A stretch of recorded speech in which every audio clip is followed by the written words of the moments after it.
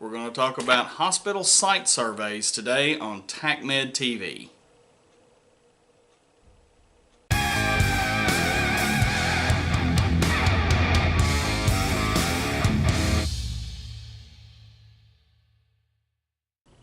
Hey folks, welcome to TacMed TV. My name is Steve, and today we're going to talk about the hospital site survey. Yeah, I know, it's another boring paperwork video, but it's the stuff that's important to the tactical medic. This is something that you need to have in your box old paperwork filled out and ready to go whenever you go out on an operation. Okay, so the hospital site survey, what is it? Well, it's just exactly what it says. It's basically a form that you go to whatever hospital you might be working with, and you get with the ED charge nurse or the nurse manager, and there's kind of your gateway to find out the information that you're going to fill out on this piece of paperwork. Okay, so the first thing you're going to do is the hospital information, and that's your hospital name, their address, main switchboard phone number, and an emergency notification number.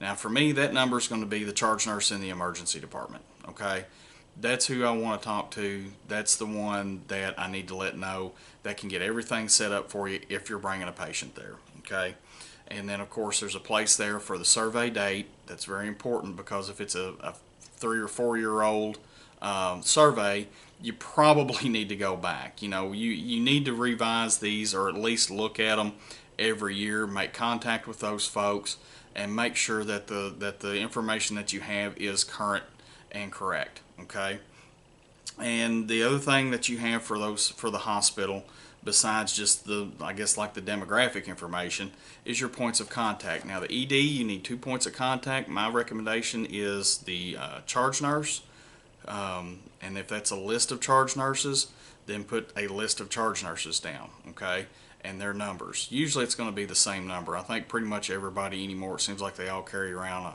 a little phone or something to where they can be reached, kind of like a pager kind of deal.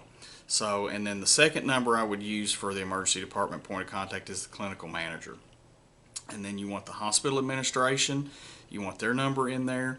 Usually if you've got something bad going on, that charge nurse in the ED is going to be your go-to person, and they'll get the ball rolling for everything else to deal with their facility. Okay, if the hospital has a trauma service, you want to know who's in charge of that, and a contact number for whoever is basically in charge of it round the clock kind of deal. I look at it the same way as the ED. Wouldn't hurt to have maybe 2 people, somebody that's going to be there all the time, and then somebody that's actually over the whole thing, that maybe does the 9 to 5 kind of job. Okay, that is saying if that hospital has a trauma service.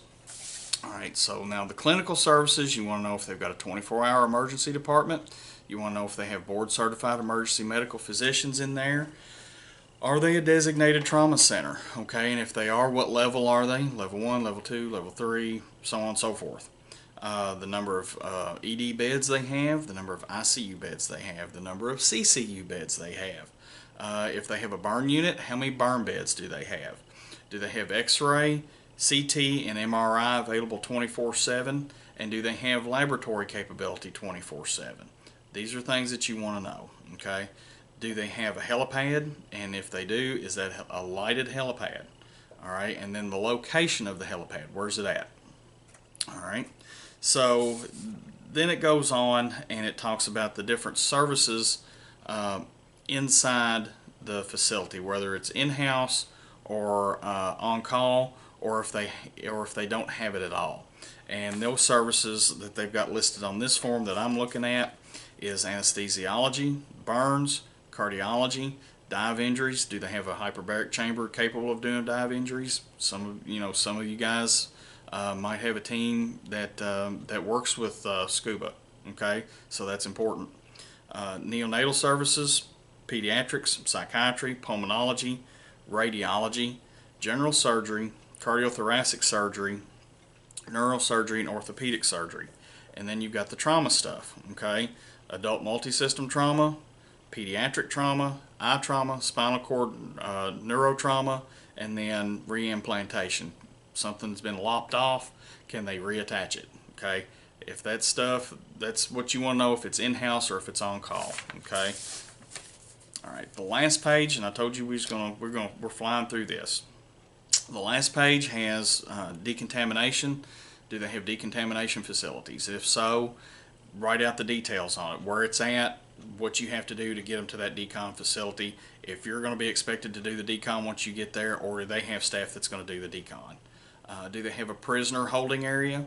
That could be real important if you're sending a suspect, somebody that's been arrested, somebody that's in custody, perpetrator that you're sending to the hospital. Do they have an area that we can keep them in? Security. Do they have 24-hour security throughout the hospital and in the ED? If so, what are their capabilities, I guess you could say? What are they able to do? Okay, and then radio communications, and then any other additional information you think needs to be put on here, there's a place for it in the notes section. So anyway, but that's pretty much it. Now, one of the things I have found is that sometimes hospitals are a little reluctant to give up a lot of this information, even though I think pretty much most of it is public record. I mean, it's not that hard to figure out. So, especially as it regards to services offered, especially if it's a highly competitive market, they may not want to let everybody know that they don't have this service, or they do have this service but it's only part-time or whatever. Work with those folks and let them know, look, we're not going to let this get out. It's not something we're trying to advertise. We're just trying to figure out, for our people that we have to take care of, where can we send them to get the best care possible, that they can get the appropriate care that they're going to need. And that's the reason for the site survey, is to make sure that you can get your patients to where they need to be to get the best care and to get the right care, to get the correct care. So anyway, I'll put a link in the description box below for or to a hospital site survey that you guys can print out and use for yourselves. And also with that, I'll put my Facebook links in the description box. Check those out. Come see me on Facebook.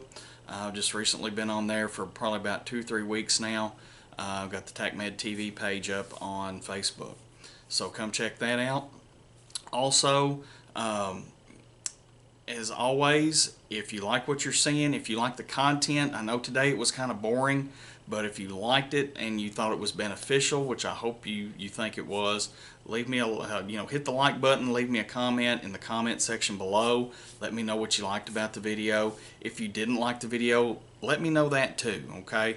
Now granted, I know this is kind of slow-paced stuff, but I want to try to get a lot of this stuff done so we can move on to some of the cooler stuff, okay? So this is stuff that we've got to cover. So please let me know what you think about it. Let me know what you think about the channel as a whole.